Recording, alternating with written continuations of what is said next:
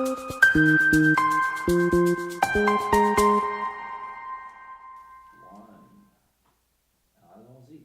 what's up? Brian Grasso, Carrie Campbell. Welcome to Brian and Carrie TV. And this is Weekly Goals with Brian and Carrie.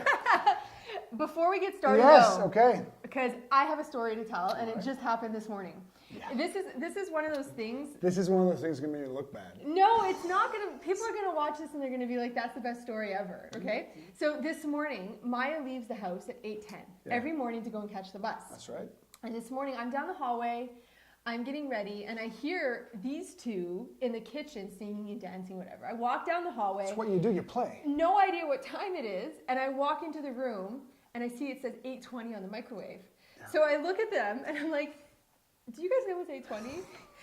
And the blank faces, no idea what time it was. Bus missed. Because you're so engrossed in playing. Because my daughter's my best friend. I think it's perfect. And we had to drive her to school.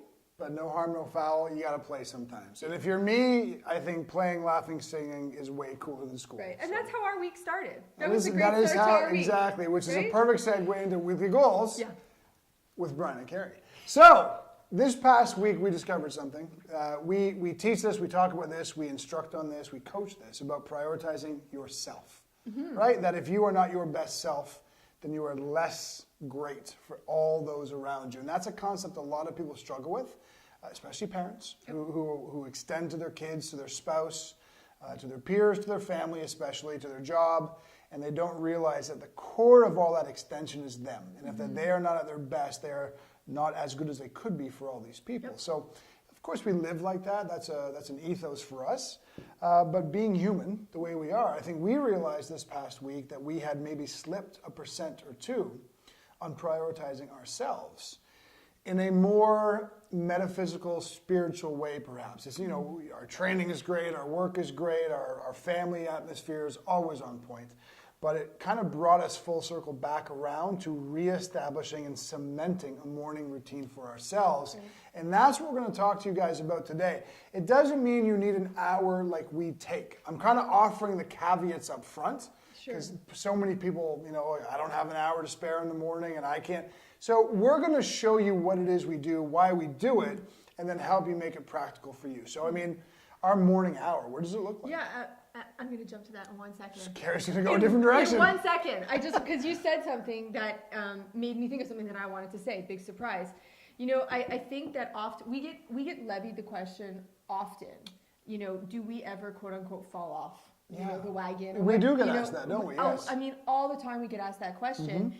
And I think sometimes, people see maybe just the outside and they don't recognize that, like you said, we are human. Yeah. And we do have moments where, one thing, shifts a little bit and we have to kind of come back and, 1% augment it or make it better, whatever the case may be. Sure. But I think that that's such a powerful point for people who are listening to recognize that it's okay. Yeah. The point is that you catch it and then you augment it and you make it better. I'm going to catch that and go a little farther with it before we circle back to what our hour looks like.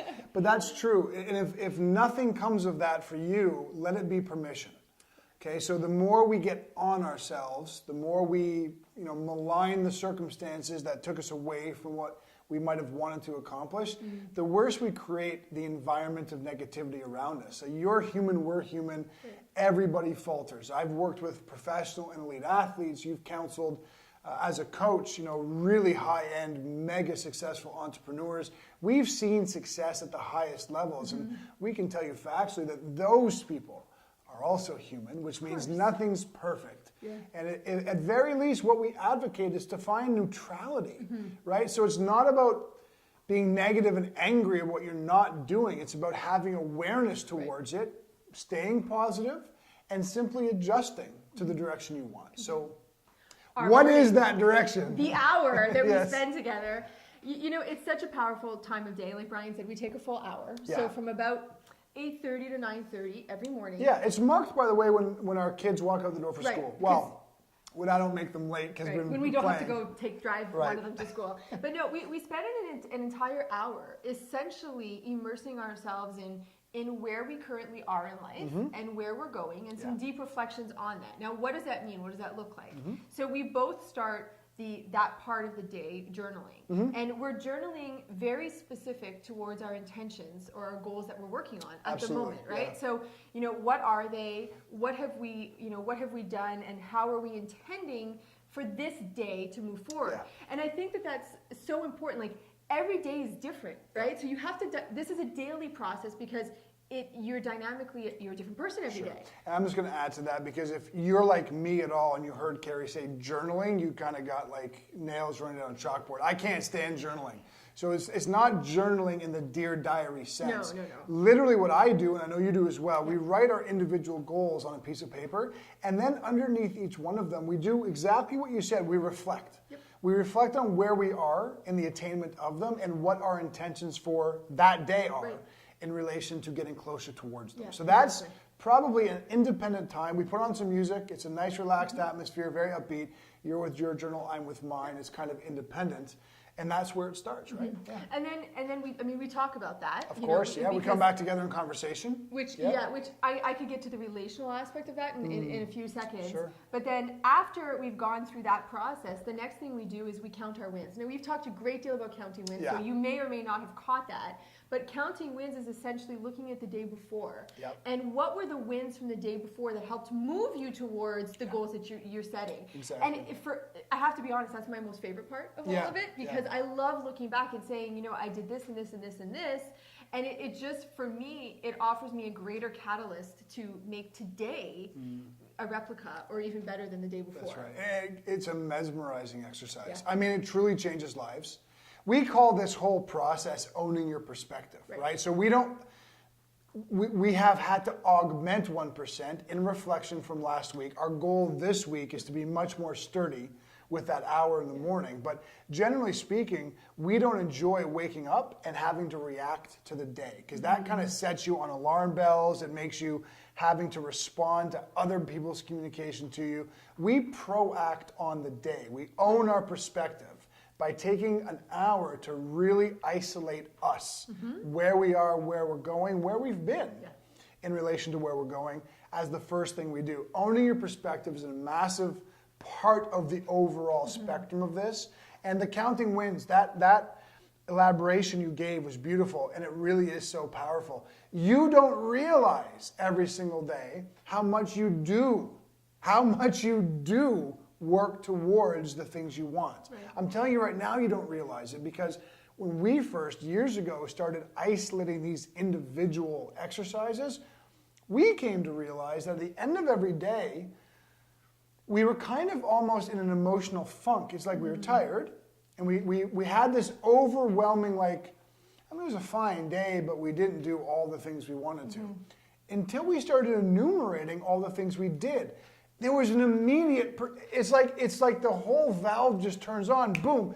Your entire body, brain, and heart just changes its perspective. You're like, wow, I actually accomplished a ton of things today. Yeah.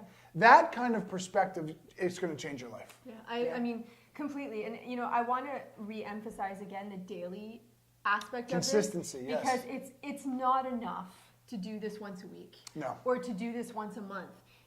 Like I said this already, today is not the same day as tomorrow or yesterday. Right. It's just simply not going to be. So if you allow it to go a week, 2 weeks, a month, the chances of you dipping into that, off the cart type place and having it extend longer than necessary, it increases. So commit to a period of time every day. And that's what we're going to tell you to do, right? We're going to help you start shaping this for yourself. Of course. Commit to a period of time every single day so that you can be accountable to yourself. Yes.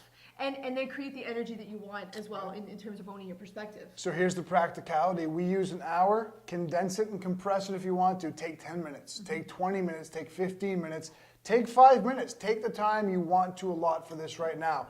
But we will promise you this. If you start the process of doing it, it's going to become contagious. And 5 minutes will turn into 15 and into 30 and so on. And we promise you it's going to happen just that way. So here's the overall recap, okay?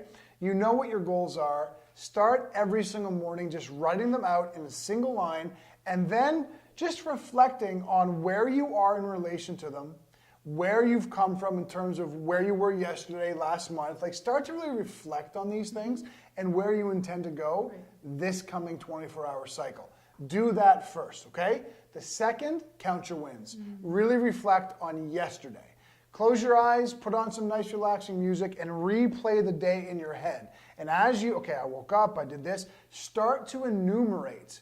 James is giving us a 2-minute warning. We got to close this out. Go, go, go. As you start to see the day from yesterday unfolding in your mind's eye, start to enumerate the things you did that brought you closer to where you want to be. Start to enumerate the things you did that were good, that were valuable. Start to enumerate the things you did that felt right, felt good. Your entire perspective on life is going to change. And when you make that reality happen, you start achieving goals, you start having a happier disposition, more peace in your life. It's a game changer. So that is our reflection on our own lives from last week. Yeah. That's our weekly goal for this week. And we encourage you to make that your weekly goal this week as well. Establish a morning routine that we're all going to call owning your perspective. 5 minutes, 10 minutes, whatever you feel like you want to allot to it. Okay? Yeah. That's your weekly goal. And also, always, let us know what you think of this video. Make a comment, come back to brianandcarrie.live every day, and let us know what you think. Thank you so much for watching.